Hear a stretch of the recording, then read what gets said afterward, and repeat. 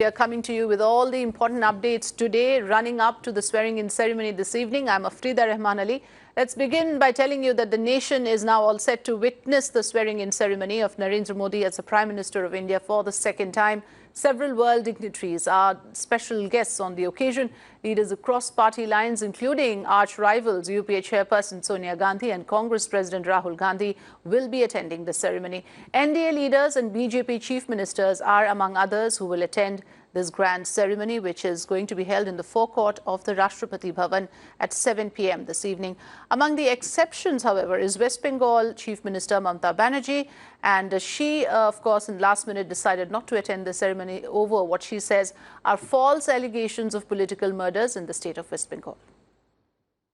Ayushman Kumar joining us live. Ayushman, very good morning. So you're right there in the middle of all the action. I want to know from you, for the sake of viewers who have just joined us, update us with what has happened so far. We know that the Prime Minister has made those visits to the Gandhi Samadhi and also to the Samadhi of former Prime Minister Atal Bihari Vajpayee. Then, of course, paid tributes to the martyrs at the National War Memorial. What is happening at the moment?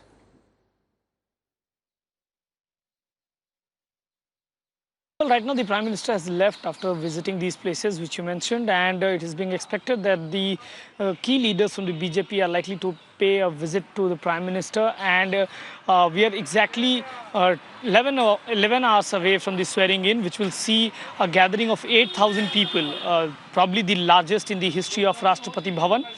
Since 1947, the largest event that the Rashtrapati Bhawan has hosted. The Prime Minister will be swearing in today at the time when the BIMSTEC leadership is already in India. At the same time, several influential figures across the country have already been invited in this event. Important to note that Mamata Banerjee, who has been the Chief Minister of West Bengal, has said that she won't be attending, citing that the people who died in the political rivalry, their families have been invited, and she won't be coming because it makes the event political. Otherwise, other than that, Chhattisgarh CM Bhupesh Baghel is also not coming. CM Naveen Patnaik is also not coming. But by and large, senior leaders and the key dignitaries are taking part in this swearing in.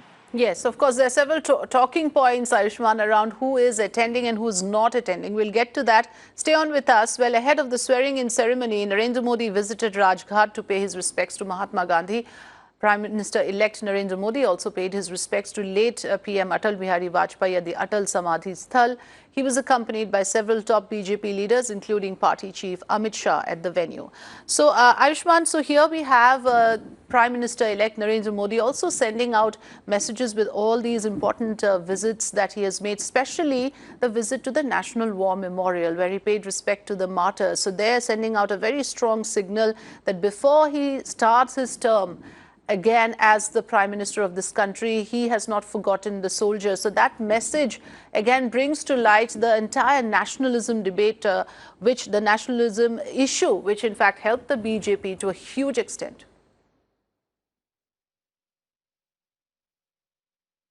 Well, nationalism was one of the main and one of the very important poll plank that was there in the Lok Sabha elections 2019. If you remember, the BJP's manifesto in 2014 talked of nationalism in page number 37, while in 2019, the nationalism was the very first agenda that was being talked of. And that is why when Prime Minister visits National War Memorial, and even before that, if you remember at the opening ceremony, when the National Memorial was being inaugurated, Prime Minister Narendra Modi did say that the Congress did not pay heed to the demand of National War Memorial because soldiers laid down their life for the country, and there was a war memorial required, and that is why this memorial has been built.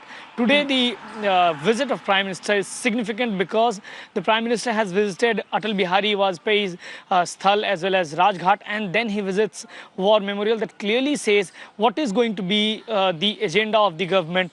The war heroes are being remembered on a day when the Prime Minister is going to take oath of the most important chair of the country. And at the same time, if you remember, the Prime Minister has always said that his priority during the festivals and during the important days, his priority has been there to be between the Jawans who are there on the borders. So definitely, as you talked, national security is going to be one of the most important areas. At the same time, the Prime Minister has made it very clear from the very first day that it would be the national security would be a very important talking point in this government. Right. Ayushman, thanks for joining us and also continue to give us updates through the day. But many thanks for now. Following, of course, the Atal Samadhi stele at Rajghat, Prime Minister-elect also visited the National War Memorial, where he was accompanied by Nirmala Sitharaman. All three service chiefs were there in attendance. They received Prime Minister-elect Narendra Modi. आज प्रधानमंत्री जी ने थोड़ी देर पहले राजघाट पे बापू को नमन किया, फिर यहाँ अटल स्मृति स्थल पे अटल जी को नमन किया और इसके बाद वो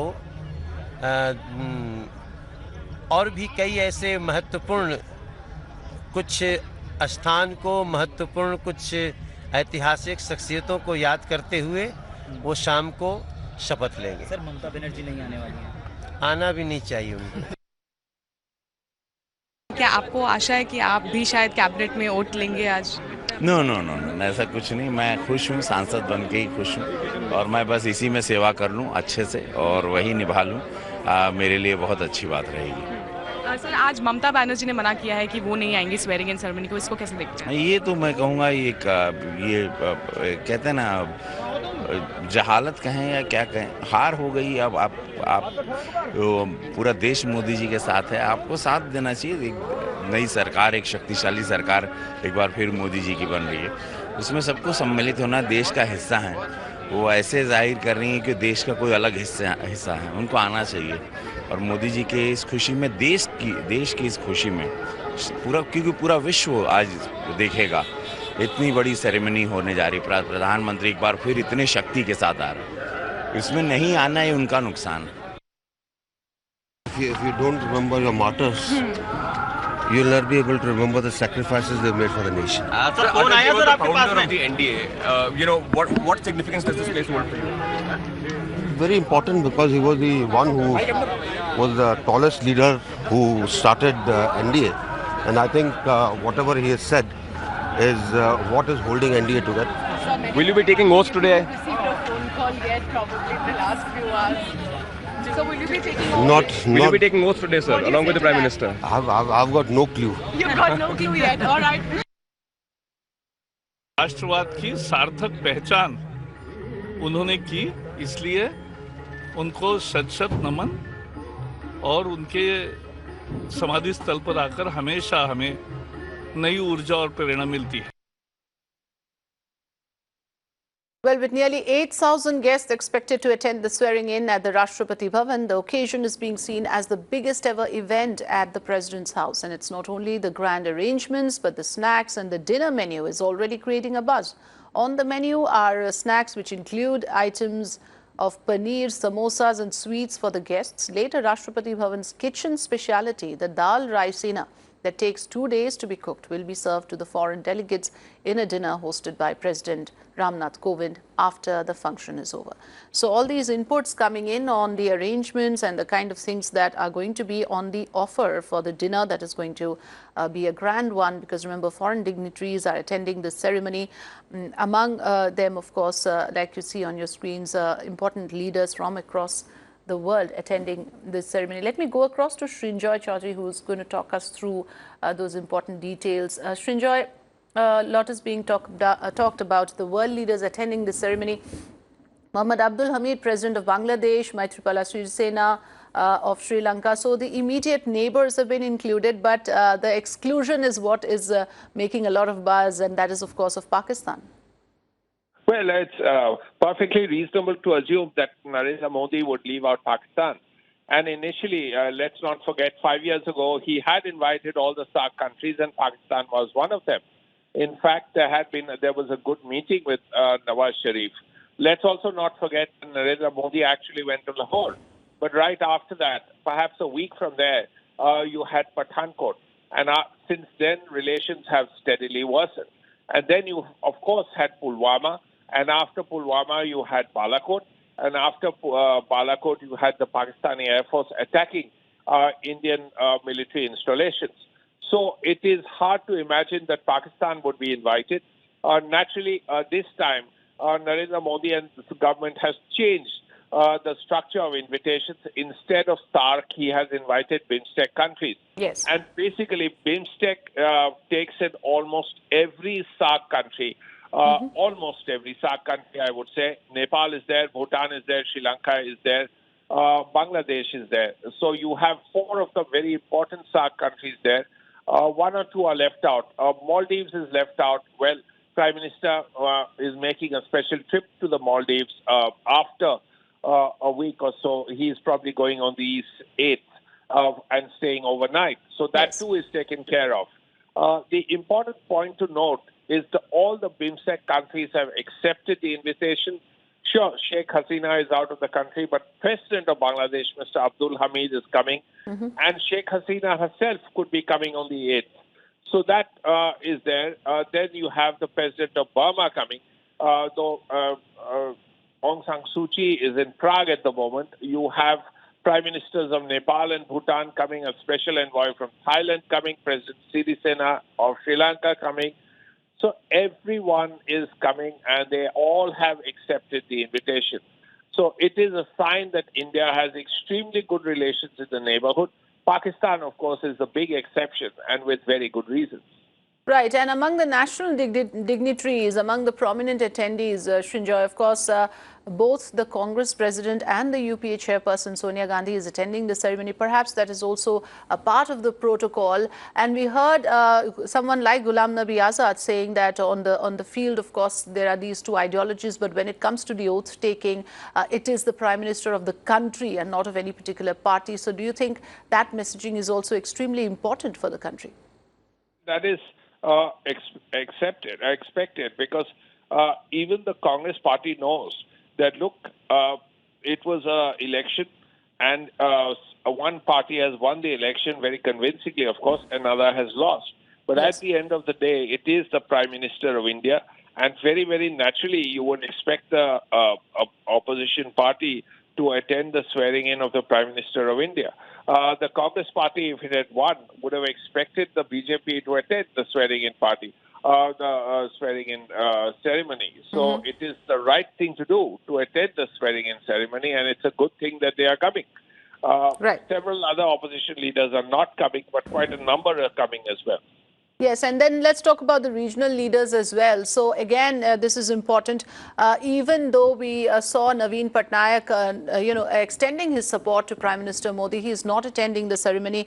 So is the Chhattisgarh Chief Minister Bhupesh Singh Baghel. But the important exclusion here is Mamata Banerjee, Srinjoy. Well, as far as Naveen Patnaik is concerned, it could be a matter of health. We do not know. But Mamata Banerjee has had initially said that she would be coming, and then she has changed her mind. She certainly has her reasons, and the question is the fact that she is not attending is being talked about. As far as Congress chief ministers are concerned, well, you could argue that that their party president himself is coming, and Mrs. Gandhi is coming. So the Congress party is represented in a way. Therefore, that point can be made that, well, even if a Congress chief minister has not come, the party is representing is being represented at the swearing-in ceremony, and that really should be enough. Right. So 8,000 guests will attend the swearing-in ceremony at the Rashtrapati Bhawan today, making it the biggest ever event held in this historic premises. We'll keep our viewers updated with the latest. Srinjoy, thanks very much for now. Times Network's highly placed sources have given us details of the new cabinet of Narendra Modi. According to sources, a major shake-up in the top 4 portfolios is extremely likely, with 2 crucial portfolios, that is defense and home, could see new faces. Also, rewards in store for the giant killers of the Lok Sabha elections of 2019. Sources add that new allies of the NDA, the AIADMK and the JDU are likely to bag cabinet berths. However, all eyes will be on Amit Shah, as he could end up with a cabinet position as well.